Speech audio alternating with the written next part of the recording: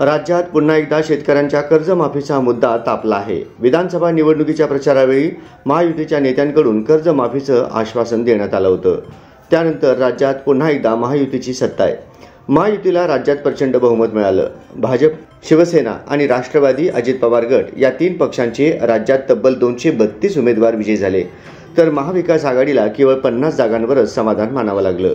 दरम्यान राज्यात आता महायुतीचं सरकार आलंय। शेतकऱ्यांच्या नजरा कर्जमाफीकडे लागल्या आहेत, मात्र अजूनही त्याबाबत कोणतीच हालचाल होताना दिसत नाहीये।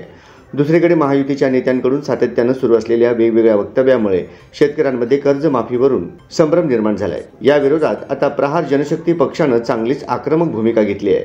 बच्चू कडू यांच्या प्रहारच्या कार्यकर्त्यांनी नेत्यांच्या घरासमोर जाऊन आंदोलनाला सुरुवात केली आहे। दरम्यान बच्चू कडू यांच्या या आंदोलनावर प्रतिक्रिया देताना शेतकरी नेते राजू शेट्टी यांनी देखील मोठं वक्तव्य केलं आहे। स्वाभिमानाचाही असाच निर्णय झालेला आहे। महायुतीने निवडणुकीच्या काळात 7/12 कोरा करण्याचे आश्वासन दिलं होतं। हमी भावाच्या 20% अनुदान देण्याची घोषणा केली होती। या दोन्ही घोषणा हवेत विरल्या आहेत।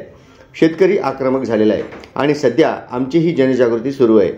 प्रहारने जसं सत्ताधाऱ्यांच्या घरी जाऊन आंदोलन केलं, तसं आम्ही महायुतीच्या मंत्र्यांना कार्यक्रमात जाऊन विचारणार आहोत, असा इशारा राजू शेट्टी यांनी यावेळी सरकारला दिला। तुमची अवकात नव्हती, तुम्हाला जमत नव्हतं, तर आश्वासन का दिलं, असा सवाल यावेळी राजू शेट्टी यांनी केलाय।